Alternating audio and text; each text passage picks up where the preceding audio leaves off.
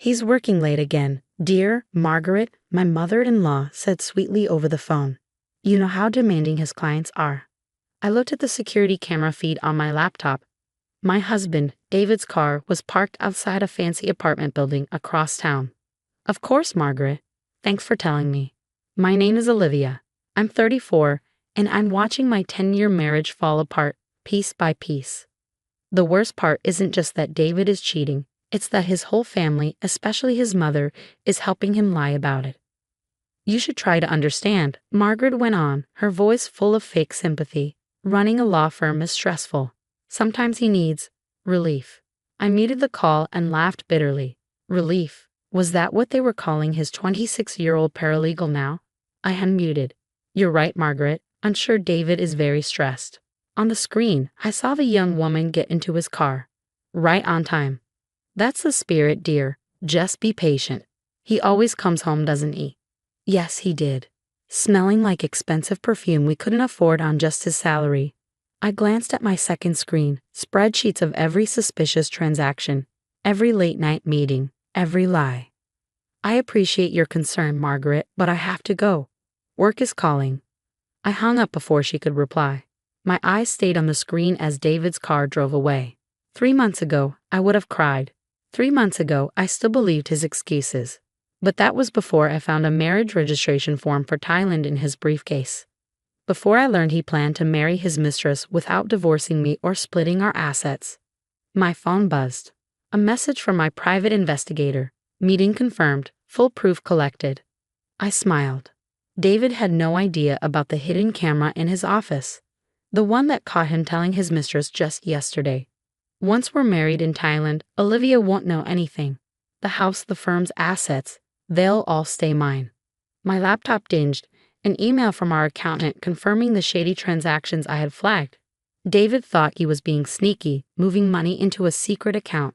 He didn't realize I had been tracking every dollar for months. That evening, Margaret called again, her voice smug.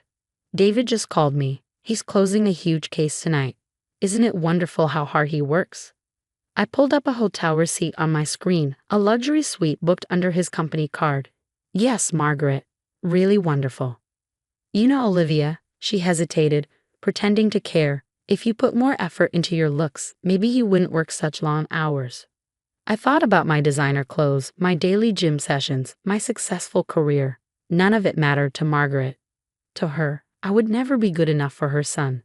Maybe you're right, I said, keeping my voice steady. I should probably focus more on myself. She didn't catch the hidden meaning in my words. She never did. Later that night, I got a text from David's sister, Emma. Hey Liv, we need to talk. It's about David. I called her immediately. Emma was different from the rest of the family, less willing to lie. I can't stay quiet anymore, she blurted out.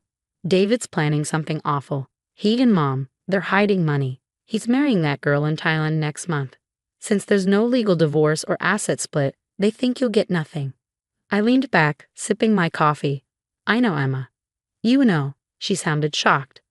I've known for months. I'm gathering proof. Will you make a statement about what you've seen? Silence. Then, yes. What they're doing is wrong, Liv. I'll help. After the call, I sat in the dark, thinking about all the lies David and his family had told. They thought they were smart. They had no idea I was ahead of them. My phone buzzed again. Margaret, probably with another excuse.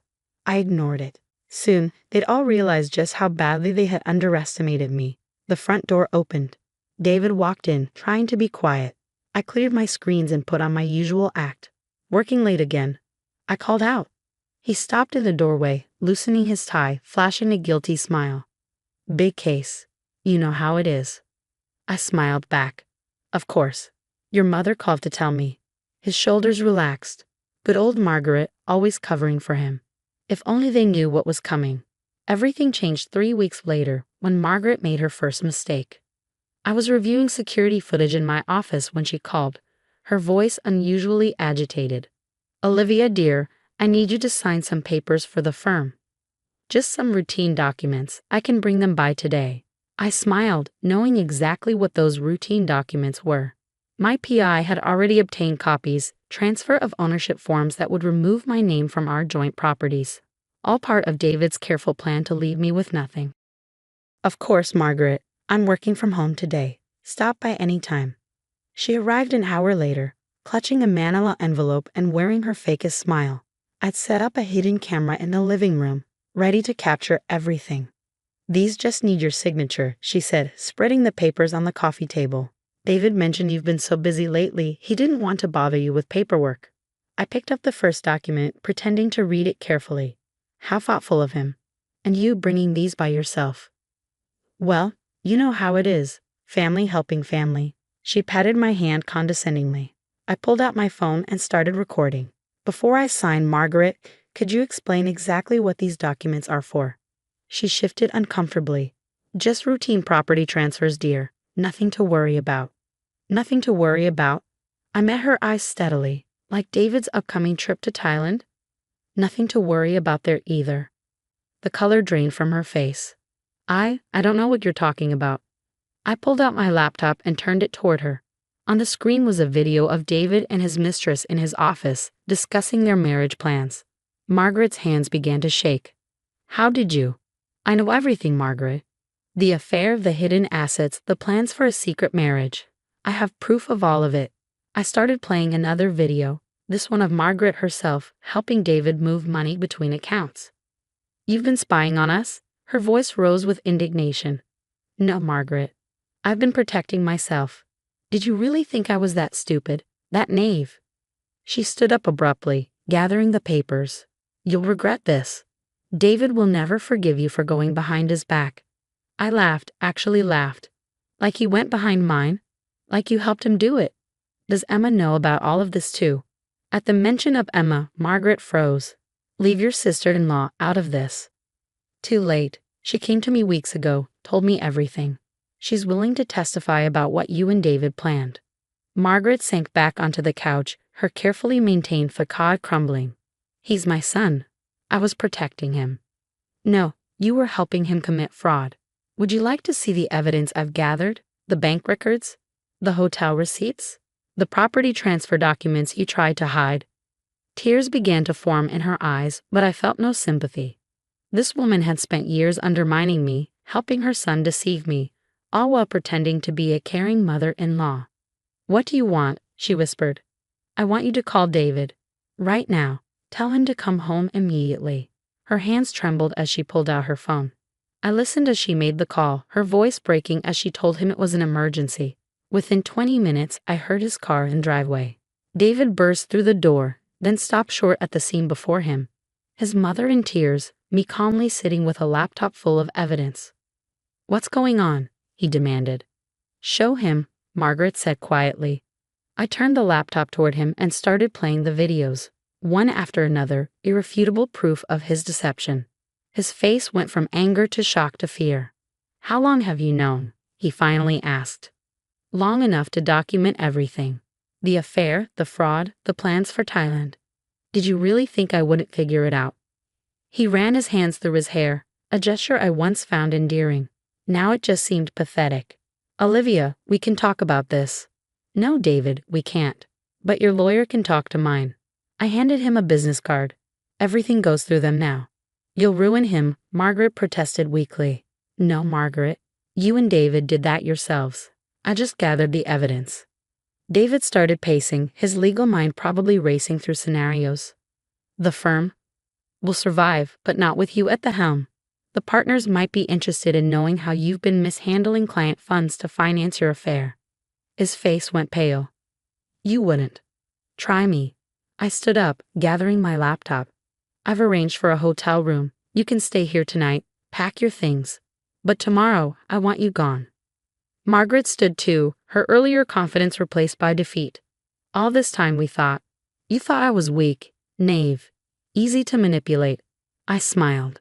That was your first mistake. The aftermath unfolded exactly as I planned. 2 days after the confrontation, Margaret called me in tears. David's mistress left him, she sobbed. She said she didn't sign up for all this drama. How could you do this to him? I sat in my office, reviewing the latest documents from my lawyer. I didn't do anything to him, Margaret. He did this to himself. You helped. He's staying with me now, she continued. He's devastated. The partners are reviewing his position at the firm. Because of the evidence I sent them about his misuse of client funds, I kept my voice calm. That was his choice, too. She was quiet for a moment. I never thought it would end like this. No, you thought it would end with me penniless and alone while your son started a new life. How's that working out? The line went dead. Emma came to see me the next day, bringing coffee and a hesitant smile. The family's in chaos, she said, settling onto my couch. Mom's beside herself. David's career is imploding, and his mistress is apparently already dating someone else. And how are you? I asked, genuinely curious. She'd taken a big risk coming forward. Relieved, actually. She sipped her coffee. I've spent years watching them manipulate people, always getting away with it. It was exhausting. I nodded, understanding completely. Thank you, Emma. Your statement to the lawyers made a difference. I just told the truth. Finally, she paused. Mom's not speaking to me now. Give her time. She's learning actions have consequences. The divorce proceedings moved quickly. David, facing potential disbarment and criminal charges for financial misconduct, agreed to my terms without argument. The prenup he tried to circumvent with his Thailand scheme now worked against him. I got the house, half the firm's value, and a clear conscience. His mistress, the young paralegal, found a new job at a different firm.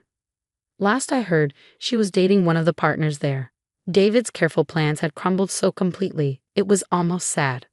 Almost. Margaret tried to salvage things one last time, showing up at my door unannounced. We're still family, she pleaded.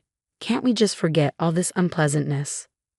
I looked at the woman who had enabled her son's worst behaviors, who had helped him try to destroy me, who had spent years undermining my marriage while pretending to support it. No, Margaret, we're not family. We never really were. You made sure of that. I was protecting my son. You were protecting his lies. There's a difference. I started to close the door, then paused. You know what the saddest part is? If you'd raised him to be honest, to face consequences, he might not be in this situation now. 6 months later, I sat in my newly redecorated living room with Emma, sharing a bottle of wine and catching up. David had taken a job at a small firm in another state, his reputation in tatters. Margaret had thrown herself into church activities, telling anyone who would listen about her ungrateful former daughter-in-law who had destroyed her family. Mom still doesn't get it, Emma said, shaking her head. She actually asked me yesterday if I thought you'd consider dropping the charges if David apologized. I couldn't help but laugh. Some people never learn. But some do. Emma raised her glass. To new beginnings. And to facing consequences, I added, clinking my glass against hers. My phone buzzed. A text from Margaret. David's met someone new. A nice girl who understands family loyalty. I hope you're happy with what you've done. I showed it to Emma, who rolled her eyes. Want to tell her about the background check you ran on the nice girl who's actually married? No, I smiled, deleting the message. Let them figure it out themselves this time. Looking around my peaceful home, I felt nothing but relief. The evidence I'd gathered was safely stored away, a reminder that I wasn't the naive wife they thought I was. The firm was thriving under new leadership, my career was soaring, and I had kept the one worthwhile relationship from my marriage, my friendship with Emma. You know, Emma said thoughtfully, you taught me something important through all this. Standing up for yourself doesn't make you the bad guy. Sometimes it makes you the hero of your own story. I thought about the months of careful planning, the evidence gathering, the quiet strength it took to wait for the right moment. I thought about Margaret's tears, David's shocked face, and the collapse of their carefully constructed lies. Not the hero, I corrected her. Just someone who finally stopped accepting the role of victim. The sun was setting outside, casting a warm glow through windows that were finally truly mine. Sometimes the best revenge isn't about getting even, it's about getting free.